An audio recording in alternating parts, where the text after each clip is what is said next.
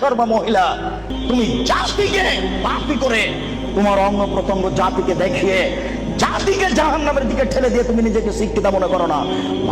হিসাব তোমার বিদ্যাকে কবর দিতে এসেছি, তুমি মনে রেখো।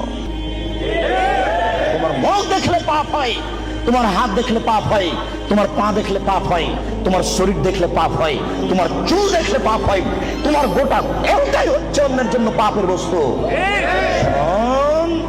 এই ছেলে, তোমার বাপ তোমার বোনকে দিয়ে জাতিকে পাপী করে তোমার বাপ যেন তাহাজ্জুদ পড়ে জান্নাত কিনতে না চাই, বলে গেলাম তোমাকে।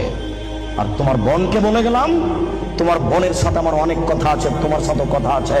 তুমি এক পায়ে হলে দাঁড়িয়ে থাকো, এক একটা বাক্যকে তুমি মনে করবে 1 কোটি টাকা মূল্য, তাহলে তুমি আজকে কথা মূল্যায়ন করতে পারবে।